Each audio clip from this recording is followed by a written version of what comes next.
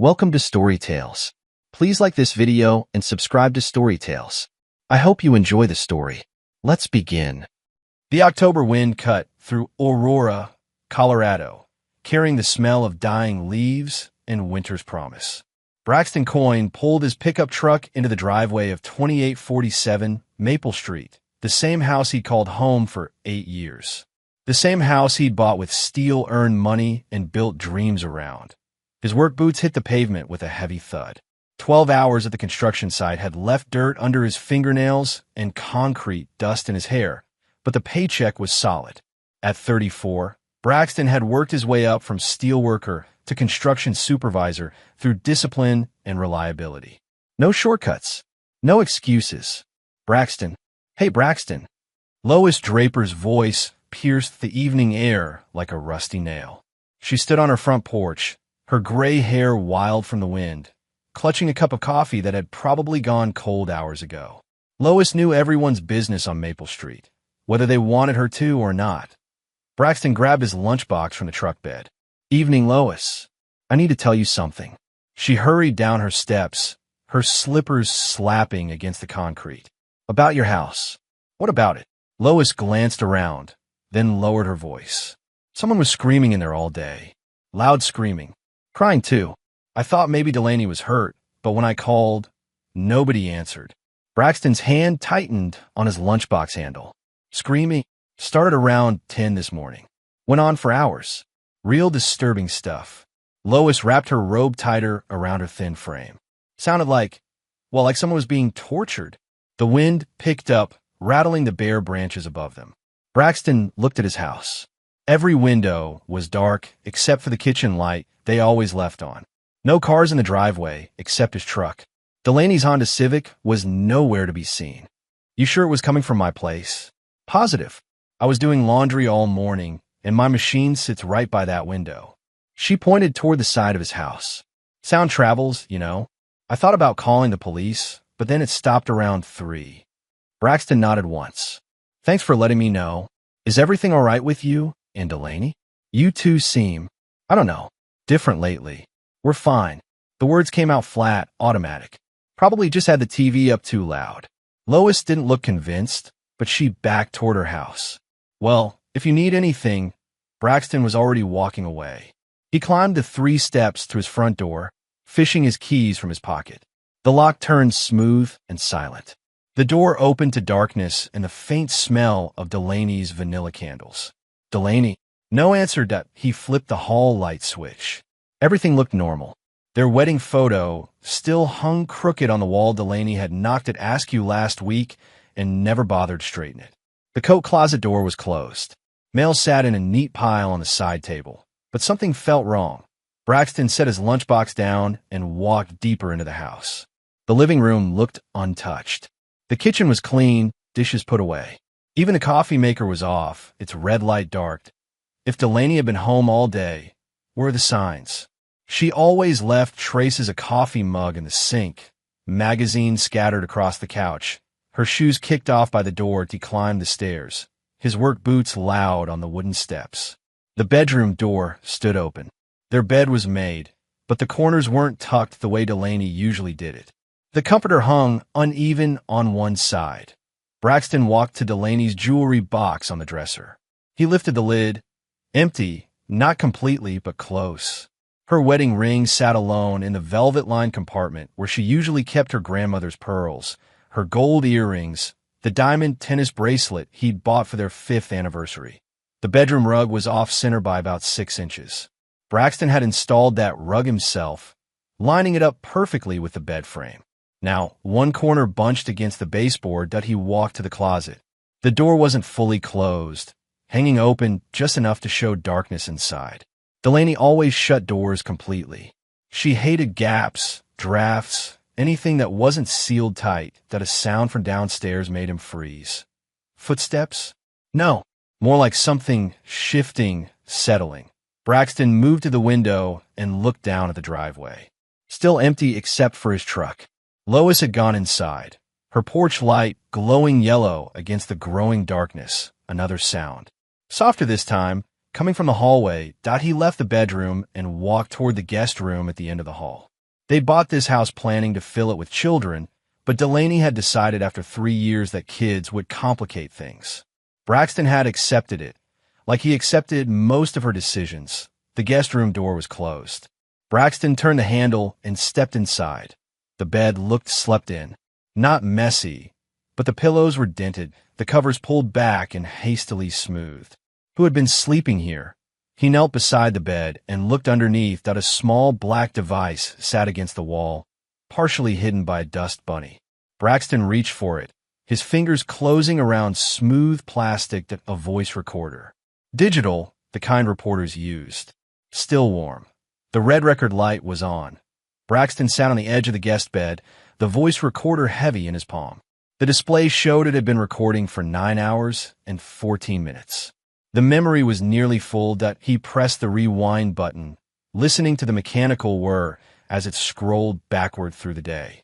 When he hit play, Delaney's voice filled the room. So good when he's not here. I can actually breathe. Another voice responded. Male. Younger than Braxton. How long until he gets home? Not until 6. He's working that site in Lakewood today. Delaney's laugh was different than the one Braxton knew. Sharper. We have time. Braxton's hand tightened on the recorder, but his face remained stone still. He fast-forwarded, stopping at random intervals. Never suspects anything. He comes home, eats dinner, watches TV, goes to bed. Same routine every night. It's like living with a robot. What about when you leave him? When I leave him, you mean? And I'll take everything. The house, the savings, his precious truck if I want it. Colorado's a no-fault state. But I've been documenting his emotional abuse for months. He doesn't know about the journal I've been keeping. Braxton rewound and played that part again. Emotional abuse?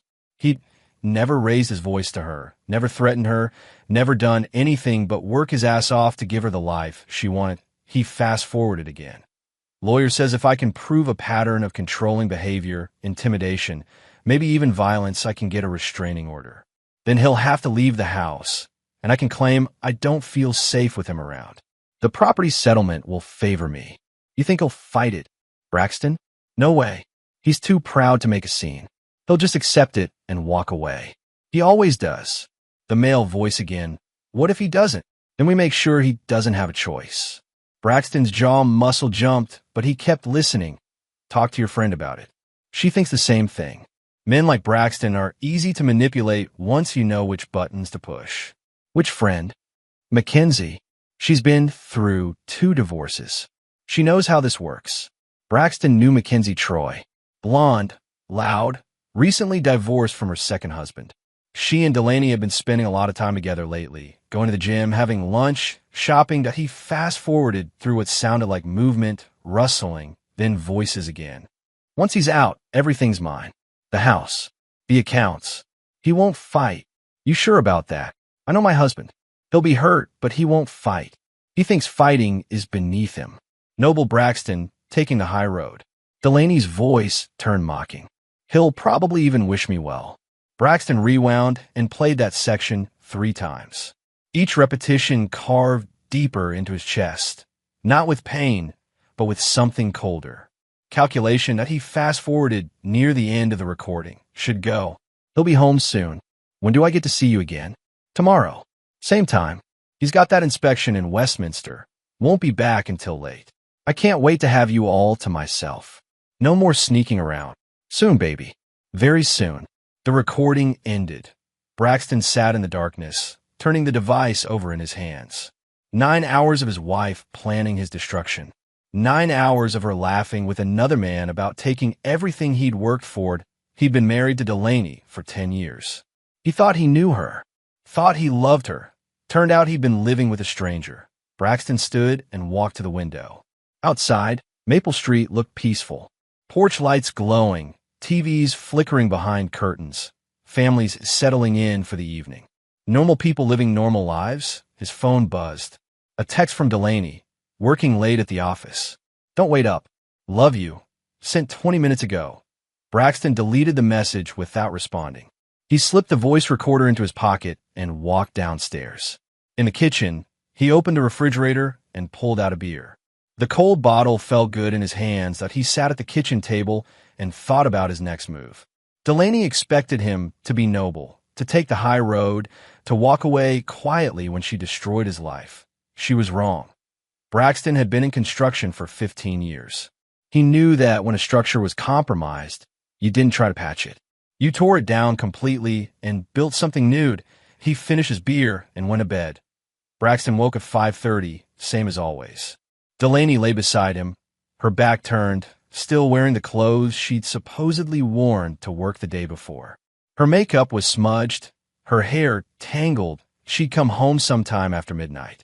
He'd heard the garage door, her footsteps on the stairs, the bathroom door closing. She'd showered for 20 minutes, trying to wash away the evidence. Braxton got up quietly and dressed for work. Jeans, flannel shirt, work boots. Same routine he'd followed for 10 years in the kitchen. He made coffee and toast. 2 cups, 2 pieces of toast. He ate his standing at the counter, reading the news on his phone. When Delaney came downstairs at 7, her coffee was waiting. "Morning," she said, not quite meeting his eyes. "Morning." Braxton didn't look up from his phone. Delaney poured cream into her coffee, stirring longer than necessary. "How was your day yesterday?" "Fine." "Long." "You?" "Busy. We had that quarterly review meeting." "Ran late." Braxton nodded, still reading. A construction accident in Denver. A new shopping center approved for Aurora.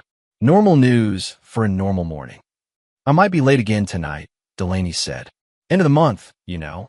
Lots to catch up on." "Sure." She waited for him to say more, but Braxton just finished his coffee and rinsed the cup in the sink. "I should go," he said. "Early start today."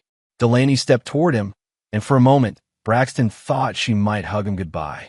Instead, she just stood there, looking uncertain. "Have a good day," she said finally. Braxton leaned down and kissed her forehead. Her skin was warm, soft. She smelled like vanilla and lies. "You too." He grabbed his lunchbox and jacket, same as always. At the door, he turned back. "Love you," he said. Relief flooded her face. "Love you too." Braxton walked to his truck, started the engine, and backed out of the driveway. In the rearview mirror, he saw Delaney watching from the window. Instead of heading toward the construction site, he drove to a coffee shop 3 blocks away and parked where he could see his house. At 8:15, Delaney's Honda backed out of the garage. She didn't turn toward downtown where her accounting office was located. She turned west, toward the highway. Braxton followed at a distance, staying 2 cars back. Traffic was light, making it easy to track her silver Honda without getting too close. She exited at Wadsworth and drove to a strip mall with a gym, a sandwich shop, and a cell phone store. The gym had a bright green sign. Peak Fitness. Transform your body. Transform your life. Delaney parked and walked inside. Through the large windows, Braxton could see her talking to someone at the front desk. A man came out from behind the counter. Tall, muscular, wearing a tank top that showed off his arms. The man hugged Delaney. Not a friendly hug. A lover's hug. Braxton took out his phone and snapped several photos. The man had short brown hair, a perfect smile, and the kind of confidence that came from never having to work for anything that he drove back to the coffee shop and sat in a corner booth with his laptop. The gym's website loaded quickly. Peak Fitness, meet our team. There he was. Kellen Rhodes, personal trainer. Kellen brings passion and energy to every workout. His specialized training in functional fitness and nutrition counseling has helped hundreds of clients achieve their goals. Braxton clicked through the staff photos until he found a better picture. Kellen flexing in the gym, his smile wide and vacant. The kind of man who thought intelligence was optional if you had good abs. The kind of man Delaney was throwing away 10 years of marriage for. Braxton closed the laptop and drove to work. He had a job to finish, and after that, he had planning to do to the construction site. He moved through his duties with mechanical precision, checking progress, reviewing blueprints, coordinating with subcontractors. His crew knew better than to bother him with small problems when he was in this mood. During lunch break, he sat in his truck and made a list on a yellow legal pad. What I know, Delaney is having an affair with Kellen Rhodes. She's planning to divorce me and take everything she's documenting fake abuse to use against Meher. Friend Mackenzie is helping her. She thinks I won't fight back what I need. More evidence, legal advice, help from people I trust. A plan what she doesn't know. I know about the affair I have. The voice recording am not the man she thinks I am. Braxton folded the paper and put it in his wallet. When he got home that evening, Delaney was in the kitchen making dinner. She smiled when she saw him. The same smile she'd been giving him for 10 years. How was work? Good. You? Quiet day at the office. She stirred something on the stove. I thought we could eat together tonight. We haven't talked much lately. Sure. They ate dinner and watched TV like a normal married couple. Delaney curled up against him on the couch during a movie, her head on his shoulder. She felt familiar and warm. Tea 10 o'clock. She kissed him goodnight and went upstairs. Braxton followed 20 minutes later. She was already asleep, or pretending to be. He lay in the darkness, listening to her breathe. In the morning, she would continue her plan to destroy his life.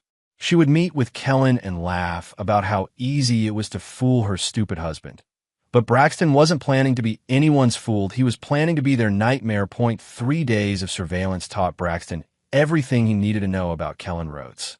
The man kept a schedule as predictable as sunrise, morning workouts at 6, personal training sessions from 8 to noon, lunch at the sandwich shop next to the gym, more clients until 5, then freedom to destroy other people's marriages. Braxton sat in his truck across from Peak Fitness, watching Kellen load equipment into a black Jeep Wrangler.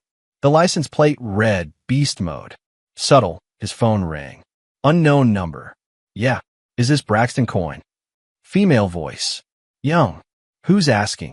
My name is Jessica. I got your number from a mutual friend. I think we should meet. Braxton's grip tightened on the phone. What about your wife and Kellen Rhodes? I have information you need to hear.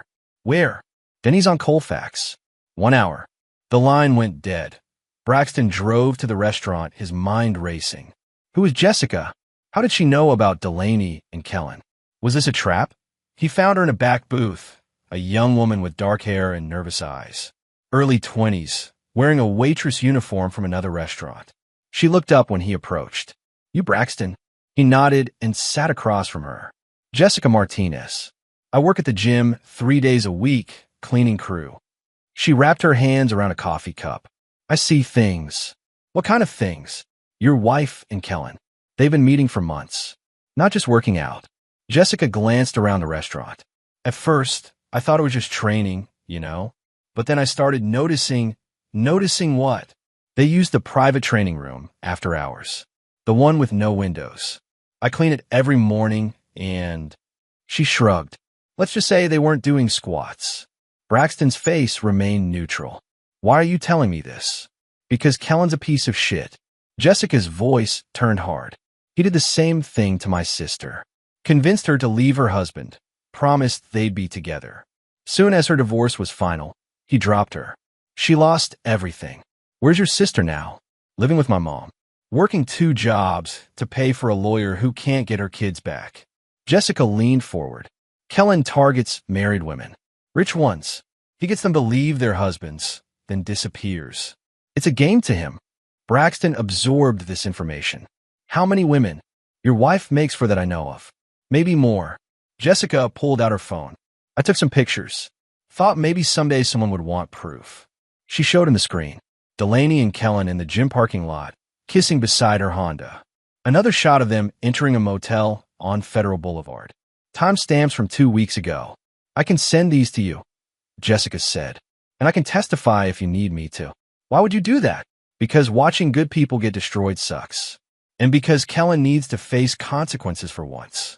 Braxton gave her his number. Within minutes, his phone buzzed with incoming photos.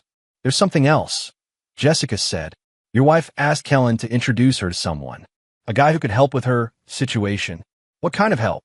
The kind that makes problems disappear. A chill ran down Braxton's spine. You have proof of this. Just overheard conversations. But Braxton. Jessica met his eyes. Be careful. I don't think your wife is planning just a divorce. Braxton drove home with Jessica's words echoing in his head. When he walked through the front door, Delaney was on the phone in the kitchen. Next week should work perfectly. He'll be at that conference in Denver. She saw Braxton and quickly changed her tone. Okay, Mom. I'll call you later. Love you too. She hung up and smiled. Hi, honey. How was work? Fine. Braxton opened the refrigerator. Conference in Denver. Oh, that. The quarterly construction summit. You mentioned it last month, remember? You said you might go. Braxton had never mentioned any conference. Right. When is it again? Next Wednesday through Friday. Downtown Convention Center. Delaney moved closer. You should go. Take some time for yourself. Network a little. She was setting him up. 3 days away from home while she did. What? Maybe I will, he said. That Delaney's smile brightened. Great. I'll help you pack. That night, Braxton lay awake planning his next move. Delaney thought she was sending him away so she could advance her scheme. Instead, he'd use those 3 days to build his case. But first, he needed allies. Saturday morning found Braxton sitting across from his sister Hadley in her kitchen, watching her patch up a scraped knee on her 7-year-old son. Hold still, Tyler. Hadley's voice carried the same no-nonsense tone she'd used when they were kids. It's just a bandage. It stings. Of course it stings. That's how you know it's working. She smoothed the bandage down and ruffled his hair. Go play. Try not to bleed on anything expensive. Tyler ran off, and Hadley turned to Braxton. At 36, she looked older than her years, but 15 years as a trauma nurse had earned her every line around her eyes. So what's this about? She asked. You sounded weird on the phone. Braxton pulled out his laptop and opened the photos Jessica had sent. Delaney's having an affair. Hadley's face hardened as she scrolled through the images. Son of a bitch. Gets worse. Braxton played the voice recording he'd found under the guest B by the time it finished. Hadley looked ready to commit murder. She's planning to screw you over completely. That's the plan. What are you going to do? Fight back. But I need help. Hadley cracked her knuckles. What kind of help? Research. Documentation. Someone I can trust to have my back. Done. She stood and poured herself coffee. What do you need first? Background check on Kellen Rhodes. See if he's done this before. And I need to know more about Delaney's friend Mackenzie. The blonde one? Looks like a real housewife reject. That's her. Hadley nodded. I'll make some calls. I know people who know people. She sat back down. Braxton, are you sure about this? Marriage counseling might. She's trying to destroy me. Hadley. Take my house, my money, maybe even get me arrested on fake charges. Braxton's voice stayed level. I'm not going to therapy with someone who wants to see me ruined. Fair point. Hadley studied her brother's face. You seem different. Calmer than I expected. I am calm. That worries me more than if you were screaming. Braxton's phone buzzed. Text from Marcus Reed. You free? Need to talk. I have to go, Braxton said. But Hadley, whatever you find out, keep it between us. Obviously. She walked up to the door. And Braxton, don't do anything stupid. Define stupid. You know what I mean. 20 minutes later, Braxton met Marcus at a sports bar near downtown Aurora. They'd worked construction together for 8 years before Marcus started his own electrical contracting business. If Braxton trusted anyone besides Hadley, it was Marcus. Beer?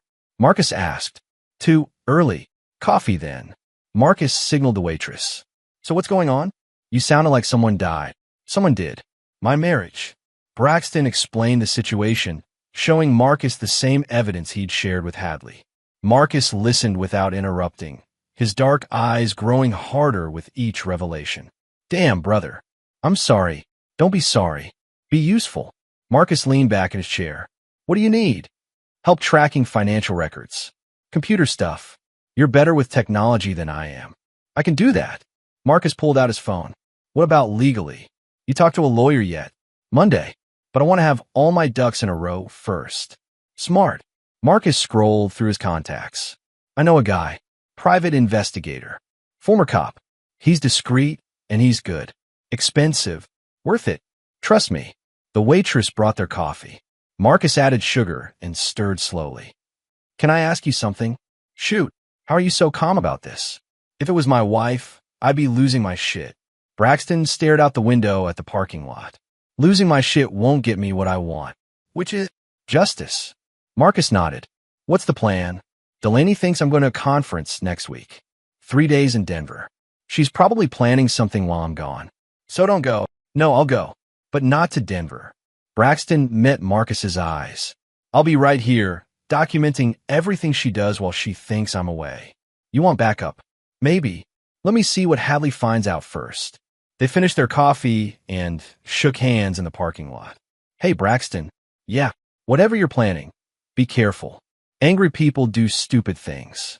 I'm not angry, Marcus. That's what worries me. Braxton drove home to find Delaney in the living room with Mackenzie Troy. They sat close together on the couch, their voices low, but they stopped talking when he walked in. Hey, honey, Delaney said. Look who stopped by. Mackenzie smiled, showing too many white teeth. Hi, Braxton. How are you? Fine. He nodded politely. Ladies, Mackenzie was just telling me about her trip to Vegas, Delaney said. Girls' weekend. Sounds fun. I'm sure. Braxton headed for the stairs. I'll be in the garage if you need me. He spent the afternoon organizing his tools, but mostly he was listening. The women's voices carried through the thin walls between the house and garage. He caught fragments of conversation. Sure, he doesn't suspect. Completely clueless. Just like you said, lawyer thinks we should. Kellen wants to speed things up. After the conference, everything changes. When Mackenzie left an hour later, Braxton was still in the garage. Through the window, he watched her hug Delaney goodbye. They spoke briefly by Mackenzie's car, then Mackenzie drove away. Delaney came to the garage a few minutes later. What are you doing out here? Cleaning. Place was a mess. She looked around at his perfectly organized workspace. Looks fine to me. Yeah, well, I like things neat. Delaney moved closer, running her hand along his workbench. Mackenzie thinks we should take a vacation. After your conference, maybe go somewhere tropical. Sounds expensive. We can afford it. Besides, we both deserve a break. She smiled. Just the two of us. Like old times. Braxton nodded, not trusting himself to speak. By the time her fictional vacation rolled around, there wouldn't be any us left to take trips. I'll think about it, he said. Good. Delaney kissed his cheek. I'm making dinner. Don't stay out here too long. After she left, Braxton pulled out his phone and called the private investigator Marcus had recommended. Jake Sullivan Investigations. Jake, this is Braxton Coyne. Marcus Reed gave me your number. Marcus, sure. What can I do for you? I need surveillance on my wife. Starting Monday. Divorce case, among other things. My rate is $500 a day plus expenses. 3-day minimum. Fine. When can we meet? Tomorrow afternoon work? I'll need photos, her schedule, vehicle description. I'll be there. Braxton hung up and looked around his garage. Tools hung in precise rows. Screws and bolts sorted by size in labeled containers. Everything in its place, that'd be by the end of next week. His life would be just as organized. Monday morning arrived gray and cold, with snow threatening in the heavy clouds. Braxton loaded his overnight bag into the truck, while Delaney watched from the kitchen window.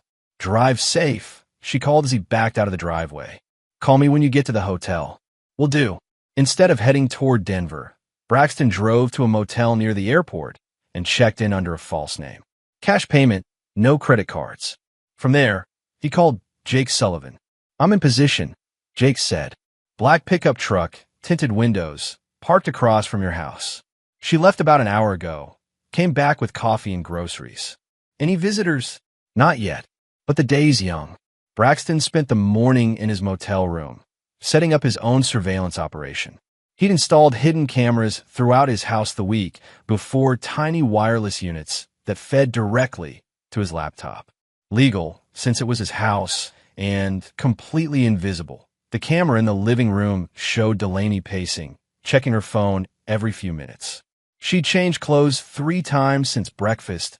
At 11:30, Kellen's black Jeep pulled into the driveway. Target acquired. Jake's voice came through Braxton's phone. Male, 6'2", athletic build, approximately 28 years old. Entering through the front door. On his laptop screen, Braxton watched Kellen embrace his wife in their living room. The kiss lasted 30 seconds. God, I missed you, Delaney said. It's only been 2 days. Too long. She led him toward the stairs. Come on. We have the whole house to ourselves. Braxton closed the laptop. He didn't need to see what happened next. Instead, he drove to Peak Fitness and parked outside. Through the windows, he could see the gym was busy with a lunch crowd. Personal trainers working with clients, people on treadmills, the normal rhythm of a business day. Except one of their trainers was at Braxton's house, screwing his wife at T2 o'clock. Jake called again. Subject, leaving your residence. Male departed first. Female followed 20 minutes later in separate vehicle. Where did they go? Different directions. He went back to the gym. She went to a shopping center on Hampton. Braxton drove home and retrieved the voice recorder from under the guest bed. It had captured everything that he sat in his kitchen, listening to his wife and her lover plan his destruction. Conference ends Friday. We need to move fast after that. What about the thing we discussed? Mackenzie's friend can handle it, but has to look natural. How natural? Accident. Worksite incident. Construction's dangerous. People get hurt. Braxton's blood turned to ice. They weren't just planning to rob him. They were planning to kill him. He fast-forwarded through the recording, stopping when he heard his name again.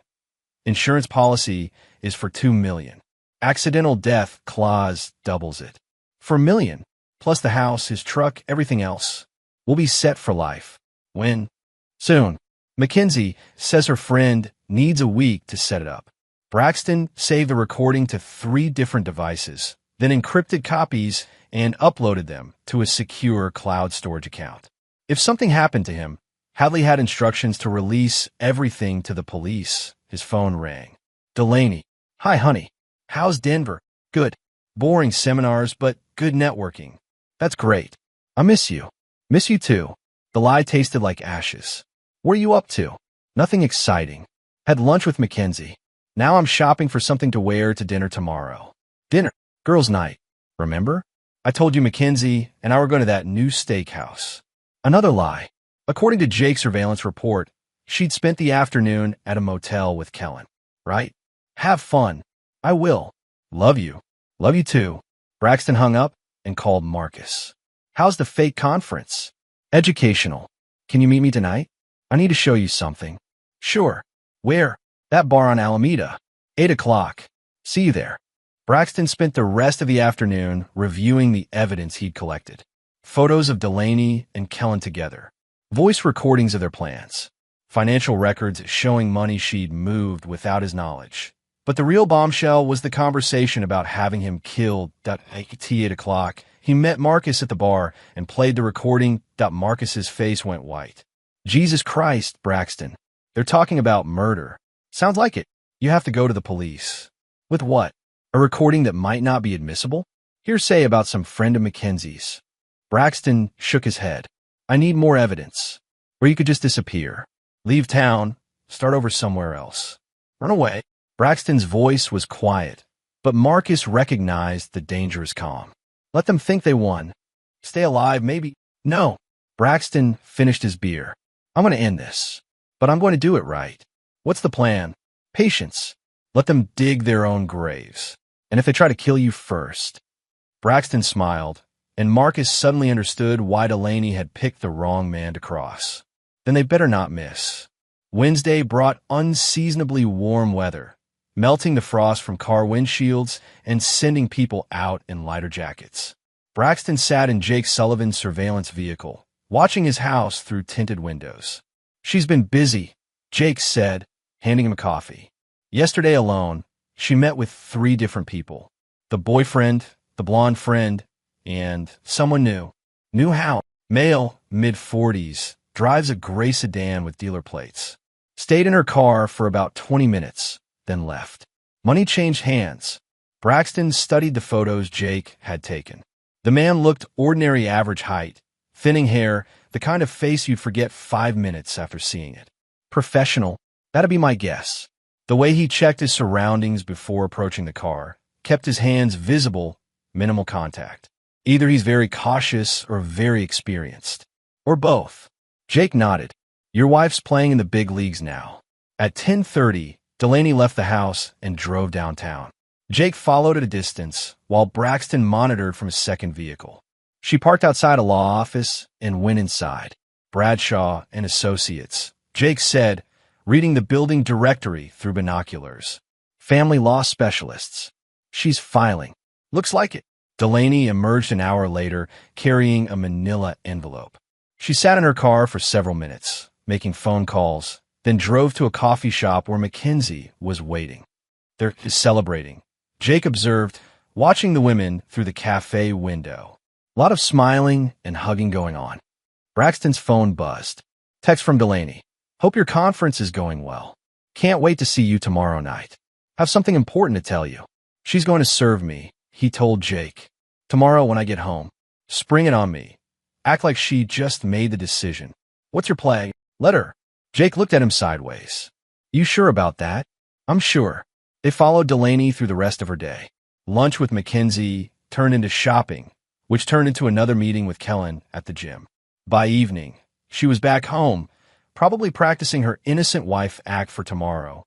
Braxton returned to his motel and called Hadley. How's the spy game going? She asked. Productively. What did you find out about Kellen? Oh, you'll love this. Papers rustled in the background. Kellen Michael Rhodes, 29 years old, originally from California, moved to Colorado 18 months ago after a messy situation in San Diego.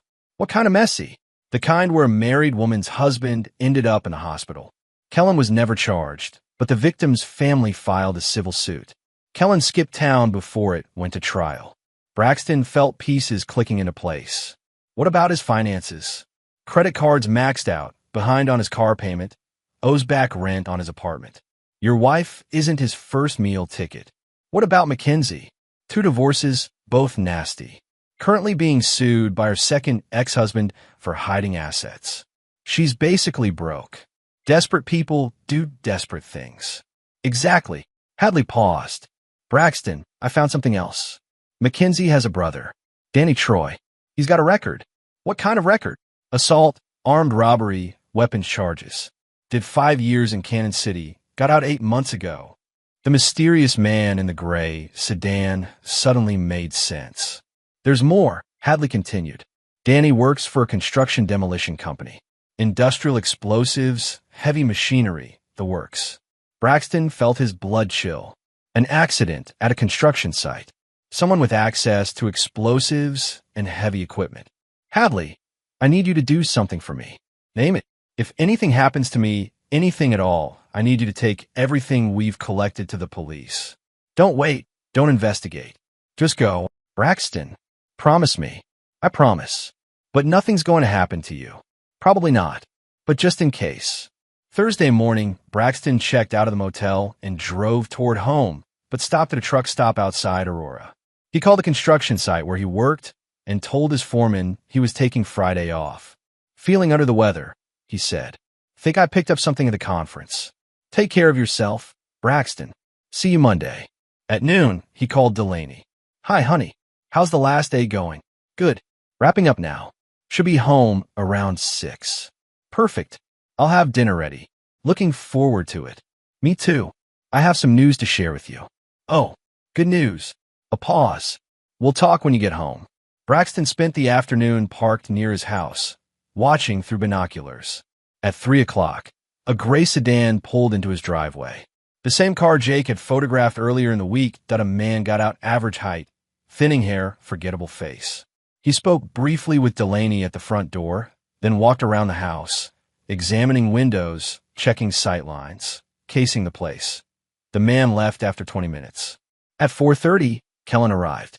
At 5:15, Mackenzie showed up. They were all there for the big show. Braxton drove to a gas station and called 911. I'd like to report suspicious activity at my home address.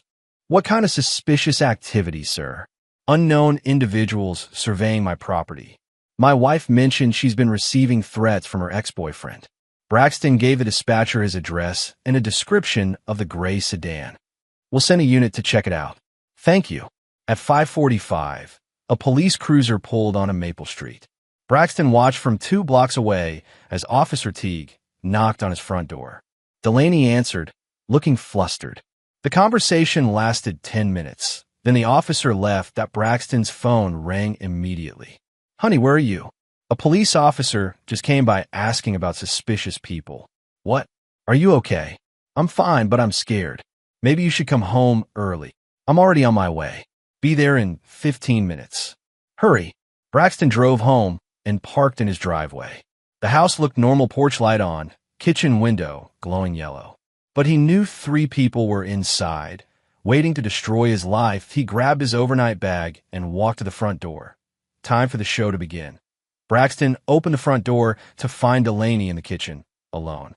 She was stirring something on the stove, wearing the blue dress he'd bought her for their anniversary 2 years ago. "Welcome home," she said, turning to hug him. "I missed you." "Missed you too." He set his bag down and looked around. "Everything okay? You sounded worried on the phone." "Better now that you're here." She kissed his cheek. "How is Denver?" "Educational. Learn a lot about new construction techniques." Kellen and Mackenzie were somewhere in the house, probably upstairs or in the basement, waiting for their cue. "Dinner's almost ready," Delaney said. "Why don't you get cleaned up?" "Good idea." Braxton went upstairs and showered, taking his time. When he came down, Delaney had set the table with their good china. Candles flickered between wine glasses she'd filled with red wine. "This looks nice," he said. "What's the occasion?" "Sit down first." They ate in relative silence. Delaney kept checking her phone, glancing toward the hallway.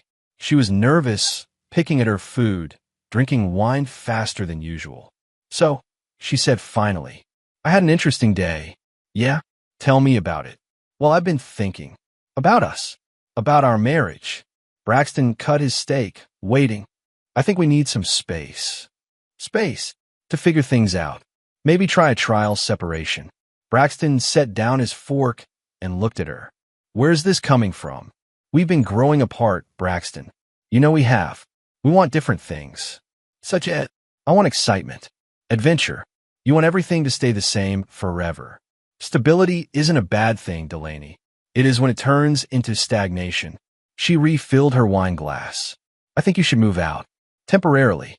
Give us both some time to think. Move out of my own house. Our house. And it's just temporary." Braxton leaned back in his chair. "What brought this on?" 3 days ago, everything was fine." "Everything wasn't fine. I've been unhappy for months, but I didn't know how to tell you." "So you decided while I was away." "I decided after a lot of soul-searching." Braxton nodded slowly. "And if I refuse?" Delaney's face hardened slightly. "Then I'll file for divorce and ask for a restraining order." "On what grounds?" "Emotional abuse, controlling behavior, financial intimidation." There it was, the script they prepared. "Those are serious accusations." "They're not accusations if they're true." Braxton stood and walked to the window. Outside, Maple Street looked peaceful. Normal families in normal houses, living normal lives. "I never hurt you, Delaney." "Hurt comes in many forms." "Name one time I controlled you." "One instance of abuse." "It's not always obvious, Braxton. Sometimes it's subtle." He turned back to her. "Give me an example." You make all the financial decisions." "Because I earn the money." "See? That's controlling." "No, that's responsibility." Delaney stood, her hands shaking slightly. "This is exactly what I'm talking about. You dismiss my feelings, minimize my concerns. I'm asking for specifics, and I'm telling you I need space." Her voice was too loud, theatrical, performing for an audience. "Where would I go?" Braxton asked. "You have options. Your sister, a motel, an apartment. And you'd stay here, temporarily." "With who?" "What do you mean?" "I mean, are you planning to stay here alone? Or do you have someone else lined up to keep you company?" Delaney's face flushed. "I don't know what you're implying." "I'm not implying anything. I'm asking a direct question." "I'd be alone, obviously." "Obviously." They stared at each other across the candlelit table. Delaney looked young and beautiful and completely foreign to him. "I'll need some time to think about this," Braxton said finally. "How much time?" "A few days. I'd rather we settled this tonight." "I'm sure you would." Delaney's phone buzzed. She glanced at it, then back at him. "There's something else. More surprises?" "I've been seeing someone." Braxton felt his face go still. "Seeing someone? It's not serious, but I wanted to be honest." "How long?" "A few months. While we were married." "While we were married, but unhappy." "I see. It just happened, Braxton. I didn't plan it, but you're planning to continue it." "I don't know. Maybe. If we separate, I'd be free to explore the relationship. And if we don't separate, then I guess we'll see. Braxton walked back to the table and sat down. What's his name? That's not important. It is to me. Kellen. His name is Kellen. Where did you meet him? The gym. How romantic. Delaney's phone buzzed again. This time she answered it. Hello. What? When? Her face went white. Are you sure? Okay, I'll be right there. She hung up and grabbed her purse. I have to go. Family emergency. What kind of emergency? My aunt had a heart attack. She's in the hospital. Another lie. Delaney's aunt lived in Florida and had been dead for 3 years. Which hospital? Presbyterian. I might be gone all night. Want me to come with you? No, you're tired from traveling. Get some rest.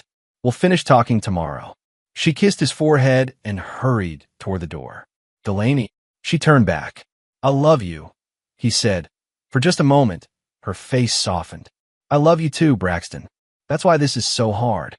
Then she was gone, leaving him alone with the candles and the dirty dishes and the silence. Braxton sat at the table for several minutes, then got up and began clearing plates. As he loaded the dishwasher, his phone rang. Unknown number.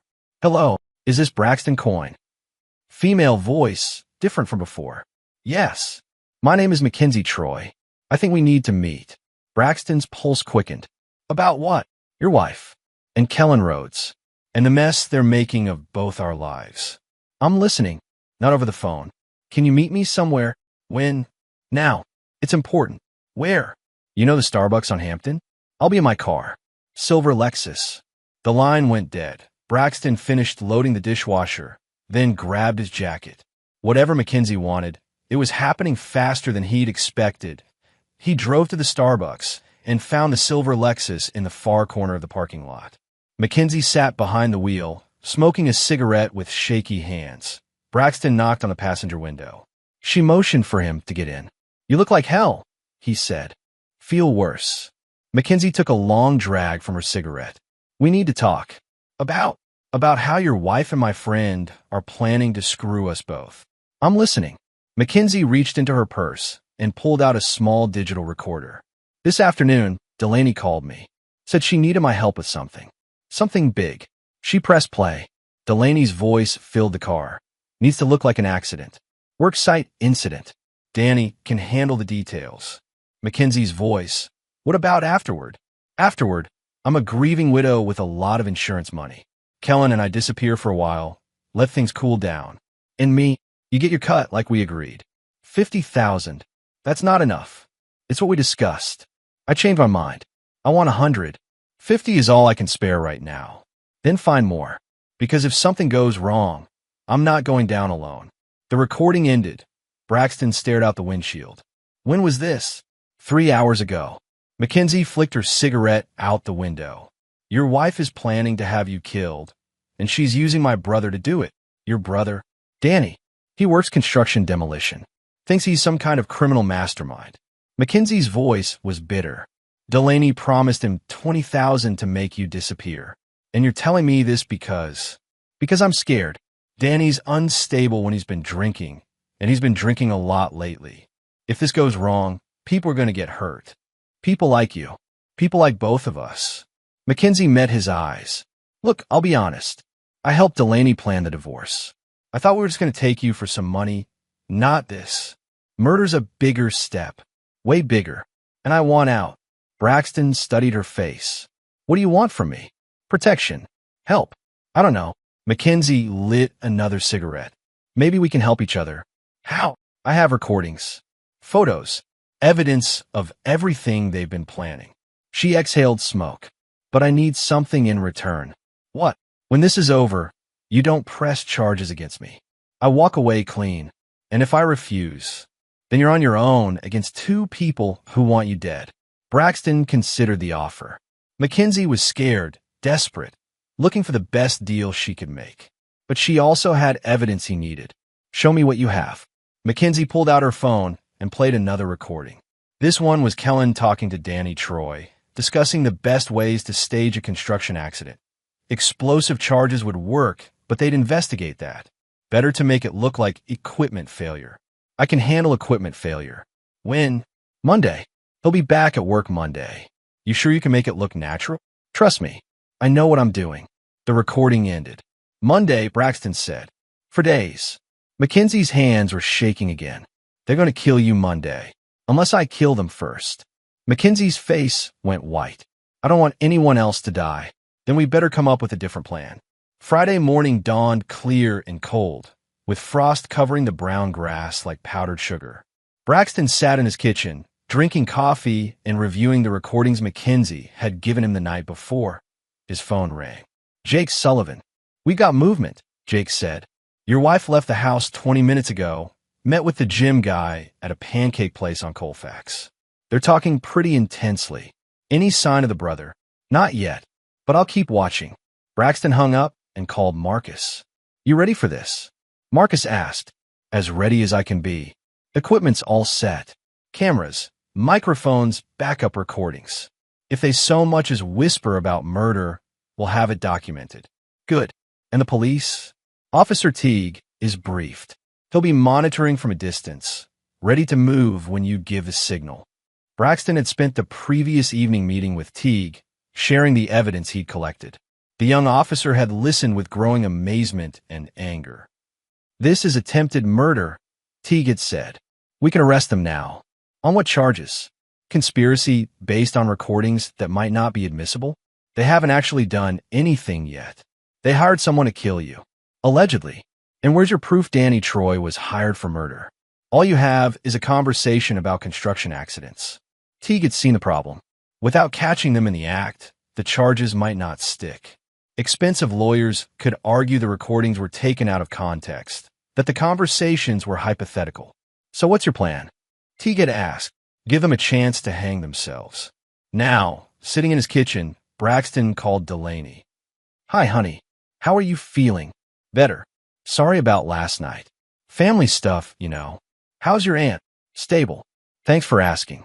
Delaney's voice was bright, cheerful. Listen, I was thinking about what we discussed. Maybe I was too hasty. Oh, maybe we should try counseling first, before we make any big decisions. I'd like that. Good. I was hoping you'd say that. A pause. Are you working today? No, I called in sick. Still feeling a little rough from that conference. Poor baby. Why don't you take the weekend to rest? I'll take care of everything.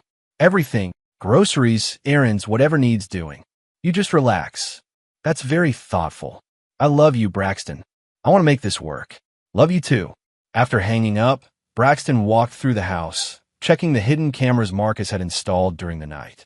Tiny wireless units no bigger than buttons, positioned to capture every angle of the living room, kitchen, and hallway. At 10 o'clock, his phone buzzed.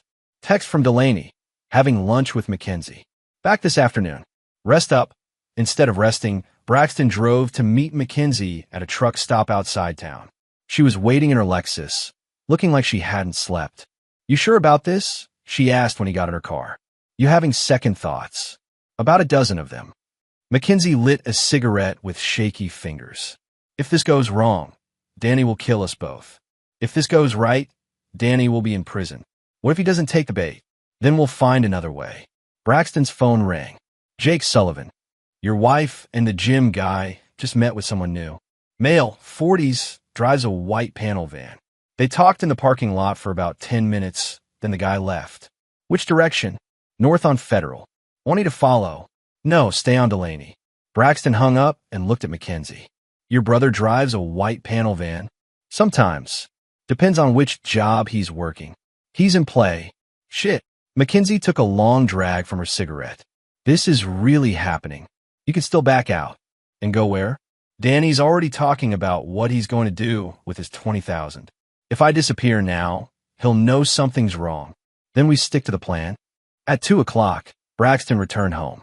The house felt different, charged with tension, like the air before a thunderstorm. He made himself a sandwich and sat at the kitchen table, waiting.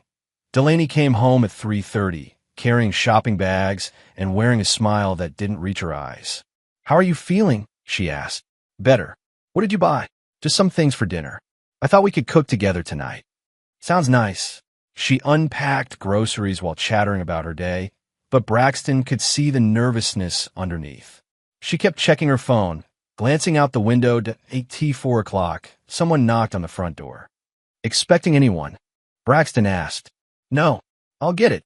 Delaney opened the door to reveal a man in his 40s with thinning hair and cold eyes. Danny Troy, though Braxton was supposed to not know that. Mrs. Coyne? I'm sorry to bother you, but I'm with Rocky Mountain Demolition. We're doing some work in the neighborhood next week, and I wanted to let you know about potential noise and dust issues. Oh, how thoughtful. Mind if I come in for a minute? I have some paperwork for you to look at. Braxton walked to the front door. What kind of work? Danny's eyes flicked over him, calculating. Foundation repair on the house 3 blocks over. We'll be using some heavy equipment, possibly some control charges. Want to make sure everyone's prepared. Controlled charges? Small ones. Very safe when done properly. Danny smiled, but it didn't reach his eyes. You work construction, don't you, Mr. Coyne? You understand how these things work. I do. Then you know accidents can happen if people aren't careful. The threat was subtle but clear. Braxton nodded. Safety first. Exactly. Danny handed Delaney a business card. We'll be starting Monday morning. Early. If you hear loud noises, don't worry.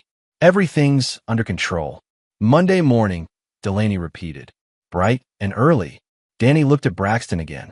You'll probably be at work by then, won't you, Mr. Coyne? Probably. Good. Wouldn't want any civilians getting in the way. After Danny left, Delaney closed the door and leaned against it. That was weird, she said. How so? I don't know. Something about him seemed off. Braxton shrugged.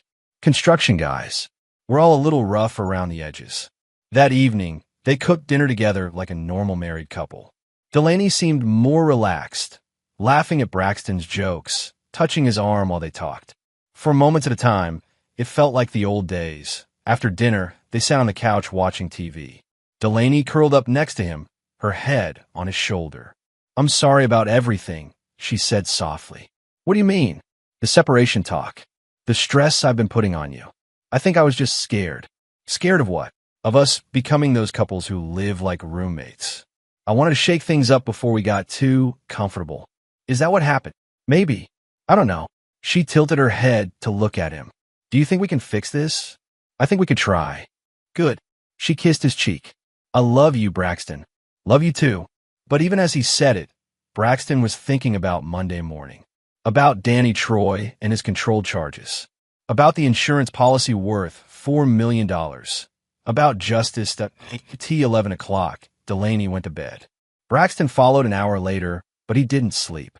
He lay in the darkness, listening to her breathe, counting down the hours until Monday. When his alarm went off at 6, Delaney was already awake. You don't have to go to work today, she said. You could call in sick again. I'm feeling better. And we have that big inspection Monday. I should be there. Are you sure? Positive. He got dressed and kissed her goodbye, same as always. At the door, he turned back. See you tonight. See you tonight. But Braxton knew that if Delaney's plan worked, he'd never see anything again. Time to make sure her plan failed.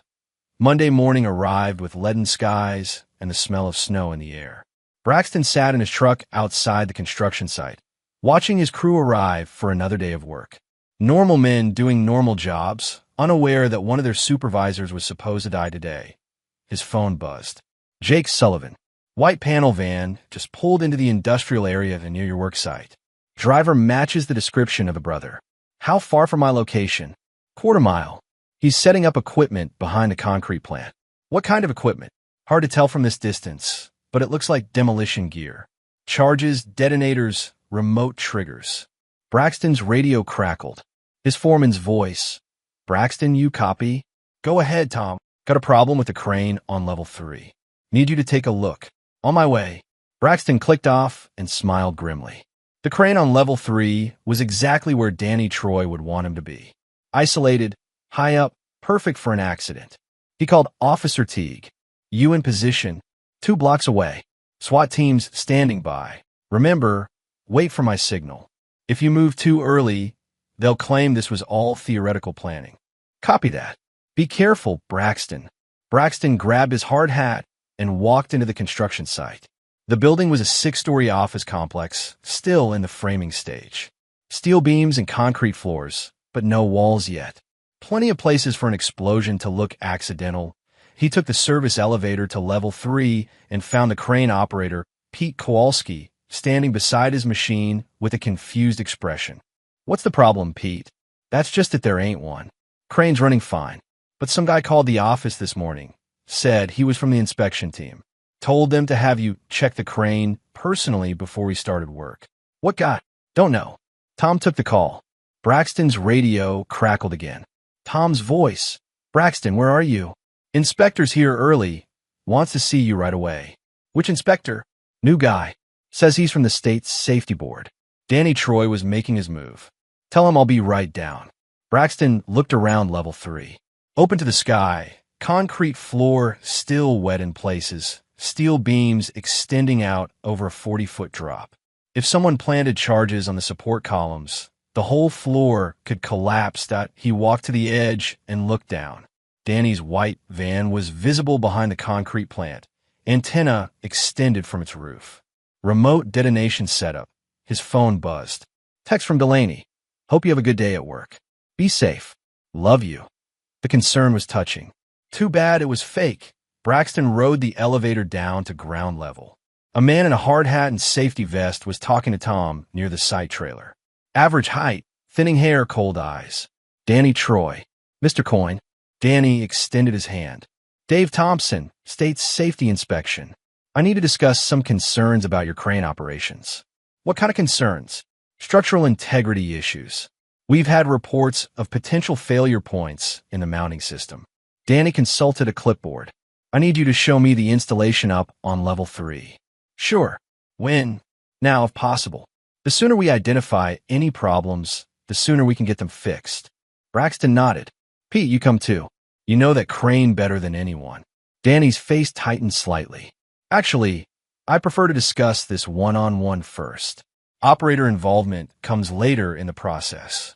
Company policy says the operator has to be present for all safety inspections." "I understand, but no exceptions." Braxton's voice was firm. "Pete comes, or we reschedule." Danny looked frustrated, but nodded. "Fine. Let's go." The three men rode the elevator to level 3. Danny kept checking his phone, probably coordinating with Delaney and Kellen. They thought they had Braxton isolated and vulnerable. They were wrong. "So," Danny said as they walked toward the crane, "how long have you been working construction?" 15 years. "Ever see any major accidents?" "A few. Terrible things. Explosions, collapses, equipment failures." Danny stopped beside the crane and looked around. Amazing how fast things can go wrong. Amazing how often they're preventable. Not always. Sometimes accidents just happen, no matter how careful people are. Pete was examining the crane's mounting bolts, oblivious to the subtext. Danny pulled out what looked like an inspection device, but Braxton recognized it as a remote detonator. "Mr. Coyne, could you step over here? I want to show you something." Danny led him toward the building's edge, away from Pete. Below, workers moved around the site like ants, unaware of the drama playing out above them. "Nice view," Danny said. "It is. Long way down. 40 feet, give or take. Fatal distance. Usually." Danny checked his phone again. "You know, Mr. Coyne, I've been thinking about what we discussed Friday. About safety, accidents, that sort of thing. And sometimes people create their own problems. Make choices that put them in dangerous situations. Such as trusting the wrong people. Believing things that aren't true." Danny's voice hardened. "Such as interfering in other people's business." Braxton smiled. "What business would that be?" "Your wife's business. Her happiness. Her future." "Ah." Braxton nodded. "We're not really talking about crane safety, are we?" "Not anymore." Danny pulled out the detonator, no longer pretending it was an inspection tool. "You see, Mr. Coyne, some people think you're in the way, standing between other people and what they want. And you're here to move me out of the way." Something like that. For $20,000. Danny's eyes narrowed.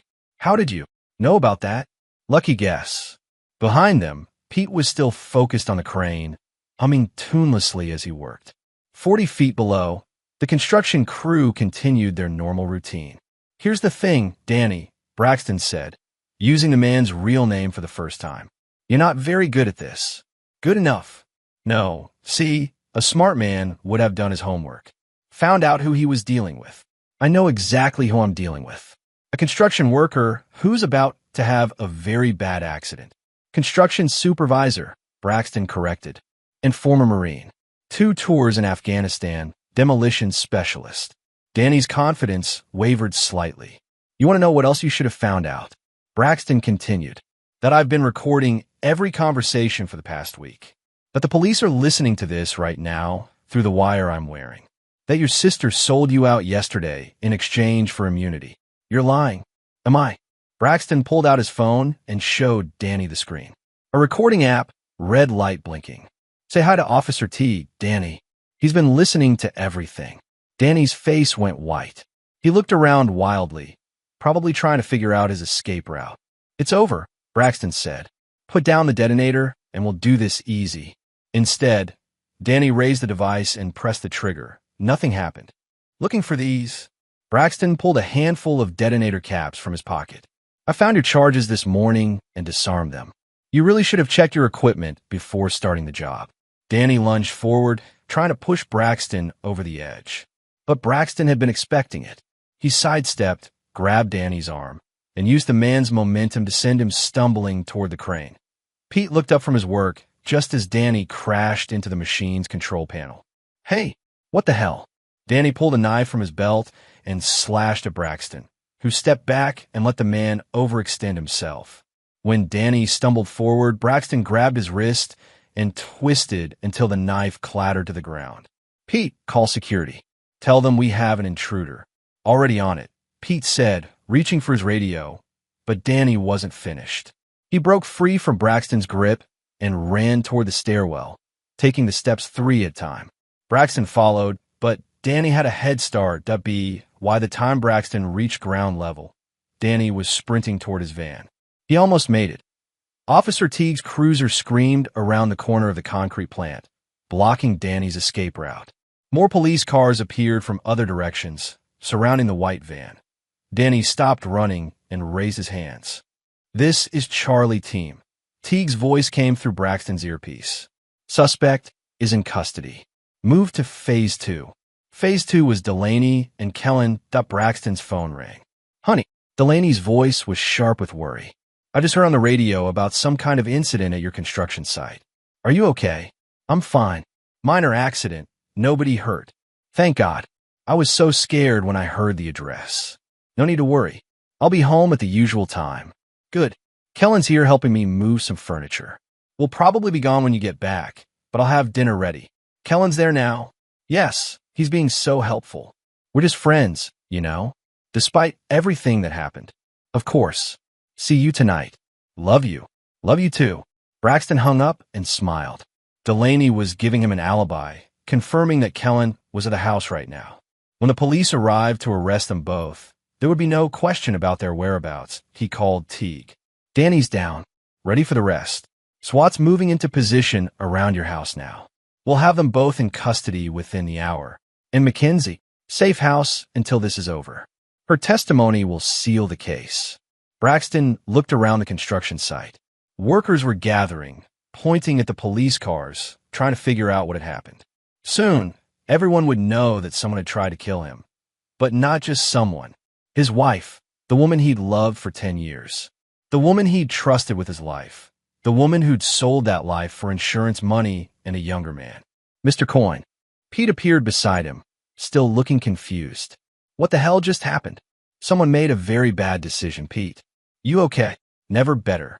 And surprisingly, it was true. 2 hours later, Braxton sat in the Aurora Police Department, watching through one-way glass as Detective Sarah Martinez questioned Delaney in Interview Room 2.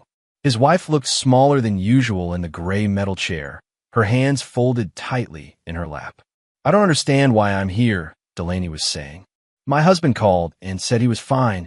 Mrs. Coyne, we have evidence that you conspired with Daniel Troy and Kellen Rhodes to murder your husband.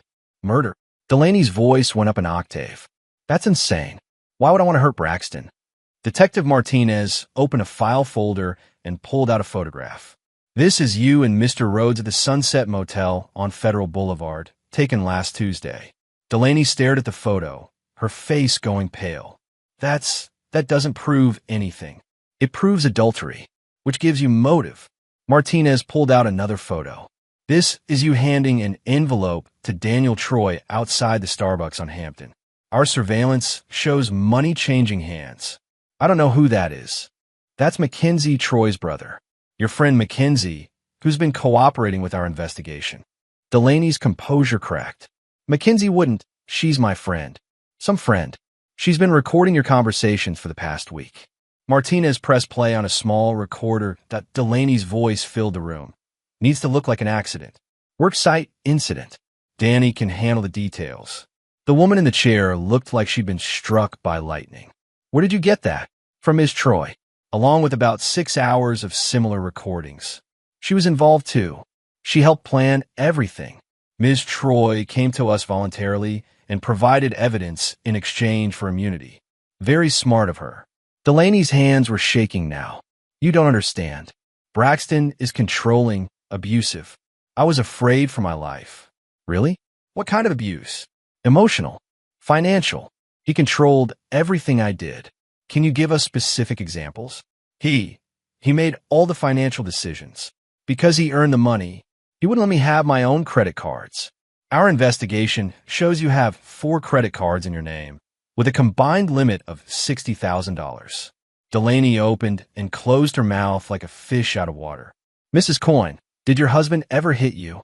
No, but threaten you physically. Not exactly, but prevent you from leaving the house. He didn't have to. The psychological pressure. Mrs. Coyne, Martinez leaned forward. We have recordings of you laughing about how easy your husband was to manipulate. We have evidence of you planning his murder for insurance money. We have your lover in custody, and he's already confessing everything. Delaney's face crumpled. Kellen's talking like a canary.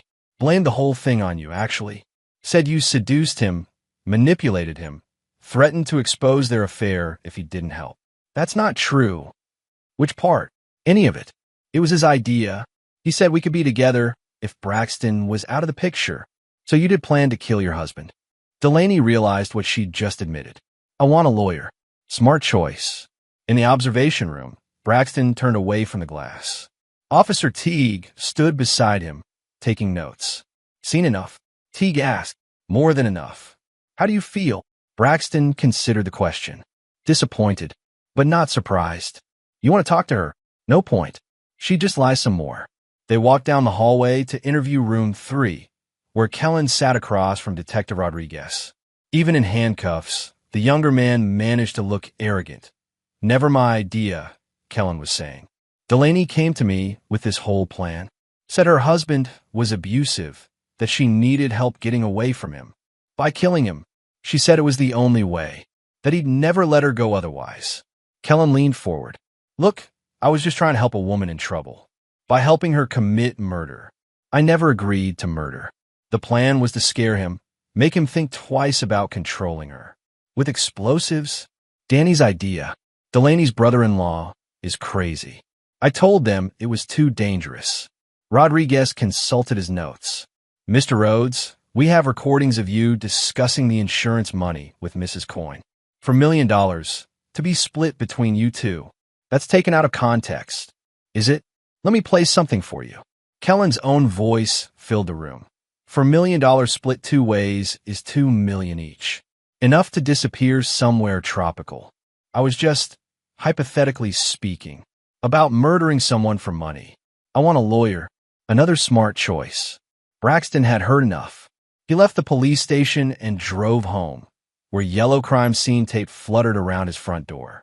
The house looked small and ordinary, nothing like the place where a murder had been planned. His phone rang. Hadley, are you okay? I'm fine. This is unbelievable. Delaney actually tried to have you killed, tried and failed. Where are you staying tonight? You can't go home yet. Hotel, probably. Forget that. Pack a bag and come here.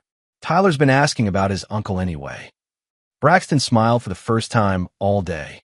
Thanks, Hadley. That's what family's for. An hour later, he sat at his sister's kitchen table while Tyler showed him a model airplane they'd been building together.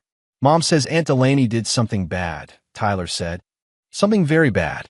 Are you sad? Braxton thought about it. A little. But mostly I'm relieved. Because she can't hurt you anymore. That's right. Tyler nodded solemnly. Mom says bad people always get caught eventually. Your mom's a smart woman. I know. Tyler grinned. She's also making spaghetti for dinner. The kind with the really big meatballs. My favorite. Later, after Tyler had gone to bed, Braxton and Hadley sat on the back porch, drinking beer and watching stars appear in the clear sky. What happens now? Hadley asked. Trials. Testimony. Probably a lot of lawyers. What about the house? It's mine. Bought and paid for with money I earned. And Delaney, 25 to life, if the prosecutor gets his way. Murder conspiracy, attempted murder, fraud, a dozen other charges. Good. They sat in comfortable silence for a while. Braxton, yeah, are you going to be okay? Really okay? He considered the question seriously. Yeah, I think I am. It hurts. Finding out the person you loved was capable of that. But it's better than being dead. Much better. And at least now I know the truth. No more wondering. No more second-guessing myself. The truth's not always easy. No, but it's better than living a lie. Above them, the stars wheeled in their ancient patterns, indifferent to human betrayal and pain, but also indifferent to human justice. Braxton finished his beer and went inside to call his lawyer. Tomorrow would bring more questions, more statements, more evidence to review. But tonight, for the first time in months, he would sleep peacefully. 6 months later, Braxton stood in his renovated kitchen, watching snow fall past the new windows. The house looked completely different. Fresh paint, new floors, updated fixtures. Same bones, but everything else had been stripped away and rebuilt. Like his life, the trials were over. Delaney had been sentenced to 28 years for conspiracy to commit murder and attempted murder. Kellen got 15 years as an accomplice. Danny Troy received the longest sentence, 35 years for attempted murder and a dozen other charges dating back to his previous crimes. Mackenzie had testified for the prosecution and received probation in exchange for her cooperation. She'd left Colorado the day after the trials ended, smart enough to know she wasn't welcome anymore. The civil lawsuit against Delaney's estate had been settled quickly. Braxton now owned the house outright, plus damages for emotional distress and attempted murder. The insurance company had paid out gladly, grateful to avoid a bigger payout on his death. His phone rang. Marcus, you free for lunch? I'm buying. Sure. Where? That new place on Colfax. Celebrate your freedom. I've been free for 6 months. Yeah, but today's special. Delaney's appeal got denied. Braxton hadn't been following the appeals process closely, but the news was satisfying. No more legal drama. None. It's finally over. They met at the restaurant, a small family-owned place with good food and reasonable prices. Over burgers and beer, Marcus caught him up on local news and construction gossip. You thought about dating again? Marcus asked eventually. Some. That's not an answer. Braxton shrugged. I'm not in any hurry. It's been 6 months. It's been 6 months since I found out my wife of 10 years was trying to have me murdered. I think I'm entitled to take my time. Fair point.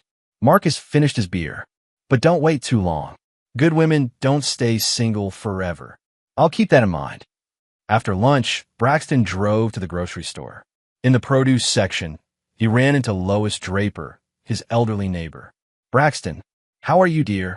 Good, Lois. How are you? Oh, can't complain. Though I do miss having someone to gossip about. She leaned closer conspiratorially. The new couple that moved into the Morrison place is boring as toast. Braxton smiled. That's probably a good thing, I suppose. Still, life's more interesting with a little drama. I've had enough drama for a while. Of course you have. Lois patted his arm. You know, I always thought there was something off about Delaney. Too perfect, if you know what I mean. You never mentioned that before. Well, you were married to her. Wasn't my place to say anything. It is now. Now she's in prison where she belongs. Lois's voice turned fierce. Anyone who tried to hurt a good man, like you, deserves whatever they get. That evening, Braxton sat in his living room with a glass of wine, reading a book about construction techniques in ancient Rome. The house was quiet except for the wind outside and the occasional settling of old wood. It was the kind of quiet he'd never had with Delaney. She'd always been moving, talking, filling the silence with noise. He'd thought that was normal, healthy even. Now, he realized it had been nervous energy, the constant motion of someone living a lie. This was better. Honest quiet. Peaceful quiet. His phone buzzed. Text from an unknown number. Hi, this is Jessica Martinez. Remember me? From the gym? I heard about what happened. I'm sorry. If you ever want to talk to someone who understands, call me. Braxton stared at the message for a long time. Jessica, the cleaning lady who'd first told him about Delaney and Kellen. The woman whose sister had been destroyed by the same man. Maybe Marcus was right. Maybe it was time to consider moving forward, but not tonight. Tonight was for quiet, for wine, for books about ancient Romans who'd built things that lasted thousands of years. Outside, the snow kept falling, covering the street in fresh white. By morning, everything would look clean and new again. Braxton closed his book and went to bed in his renovated house, in his reclaimed life. For the first time in months, he fell asleep easily. Tomorrow would bring whatever it brought. He was ready. The house with no echo had finally fallen silent.